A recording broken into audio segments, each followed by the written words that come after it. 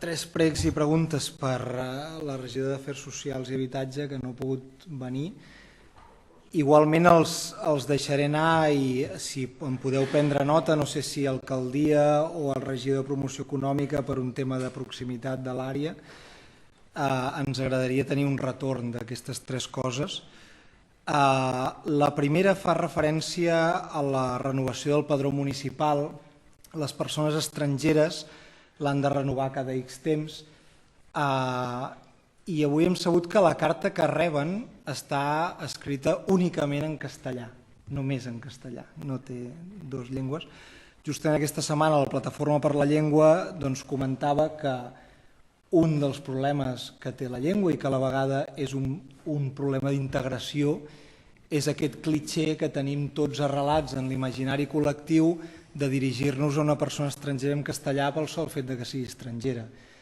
I la Plataforma per la Llengua denunciava això i ho identificava com una barrera important. Llavors ens agradaria que es revisés aquest protocol. Suposo que no n'éreu conscients.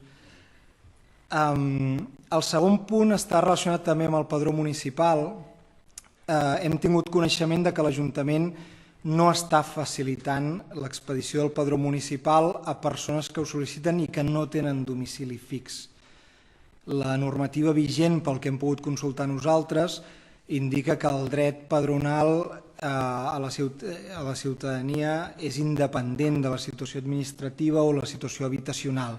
Llavors ens agradaria saber com és que s'estan negant aquests padrons municipals a persones sense domicili fix i en tot cas de nou renovar o revisar aquest procediment. I el tercer i últim fa referència als serveis Ofideute. Com sabeu, el servei Ofideute és un assessorament gratuït a persones que tenen dificultats per mantenir el seu domicili, persones que tenen dificultats per pagar hipoteques, crèdits d'altres tipus. El servei està sol·licitant actualment el NIE o el DNI per prestar aquest servei a persones que ho demanen. La normativa vigent, que és des del 2022, però ja està activa, ja és vigent, indica que n'hi ha prou amb un passaport per sol·licitar els serveis d'aquesta oficina Ofideute.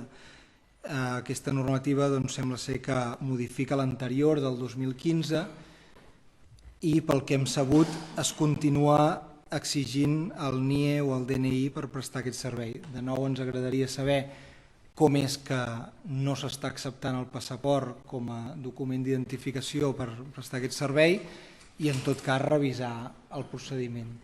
Si ens podeu traslladar aquestes tres qüestions a l'àrea i donar retorn, us estarem agraïts.